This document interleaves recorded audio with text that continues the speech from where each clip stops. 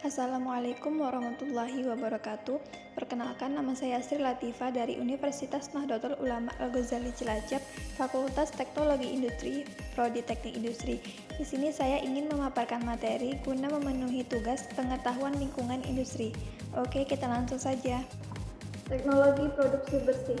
Teknologi bersih merupakan teknologi yang berprinsip pada optimasi penggunaan sumber-sumber daya demi mengurangi emisi yang bersifat negatif. Contohnya di pabrik es krim Walls. Aplikasi bersih antara lain berupa daur ulang air. Teknologi bersih biasanya lebih mengarah pada teknologinya saja dan merupakan bagian dari produksi bersih. Selanjutnya ialah produksi bersih. Produksi bersih adalah strategi pengelolaan lingkungan yang bersifat preventif atau pencegahan dan terpadu yang perlu diterapkan secara terus-menerus pada proses produksi dan daur hidup produk dengan tujuan mengurangi risiko terhadap manusia dan lingkungan. Selanjutnya ialah manfaat penerapan teknologi produksi bersih. Yang pertama ialah mencegah terbentuknya limbah sejak dini. Yang kedua, dapat menghemat energi nasional. Yang ketiga, dapat membantu industri untuk mengefisiensikan penggunaan energi dan bahan baku sekitar. Dan yang keempat ialah penghematan biaya energi. Selanjutnya ialah prinsip-prinsip produksi bersih. Yang pertama ialah rating. Rating merupakan suatu konsep pemikiran yang harus dimiliki pada saat awal kegiatan atau awal operasi. Yang ketiga adalah reduce atau pengurangan limbah pada sumbernya. Upaya mengurangi atau menurunkan timbulan limbah pada sumbernya. Yang ketiga ialah use atau penggunaan kembali. Upaya menggunakan kembali suatu limbah tanpa mengalami perlakuan fisika, kimia, dan biologi. Dan selanjutnya ialah recycle daur ulang adalah upaya manfaatkan kembali dengan pemrosesan ke proses semula yang dapat dicapai melalui perlakuan fisika, kimia, dan biologi. Oke, next, recovery atau ambil ulang.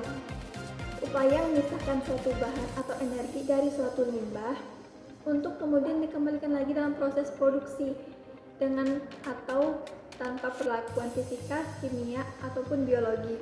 Dan selanjutnya ialah pengolah limbah. Limbah yang muncul dalam sistem produksi, kualitas dan kuantitasnya dikendalikan agar tidak melebihi baku mutu yang dipersyaratkan. Selanjutnya, pembuangan limbah. Upaya terakhir yakni membuang limbah yang seharusnya diupayakan aman bagi manusia dan lingkungan.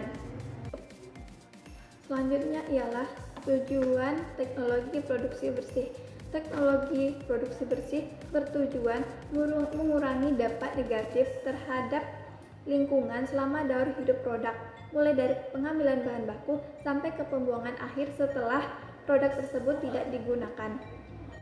Strategi produksi bersih yaitu yang pertama ialah good house atau keeping, perubahan material input, perubahan teknologi, perubahan produk, dan one shot atau reuse. Contoh penerapan teknologi produksi bersih, salah satunya pada industri kelapa sawit. Proses pengolahan pada kelapa sawit menghasilkan limbah padat dan limbah cair. Limbah padat yang dihasilkan berupa tandan kosong dari stasiun penebahan buah, serat dan cangkang dari stasiun pengempaan, sedangkan limbah cair berupa lumpur dan sludge. Limbah padat yaitu tandan dapat dimanfaatkan sebagai mulsa atau dijadikan pupuk. Sedangkan serat dan cangkang dapat dimanfaatkan sebagai bahan bakar ketel uap untuk memenuhi kebutuhan uap panas dan pembangkit listrik. Selanjutnya, limbah cair.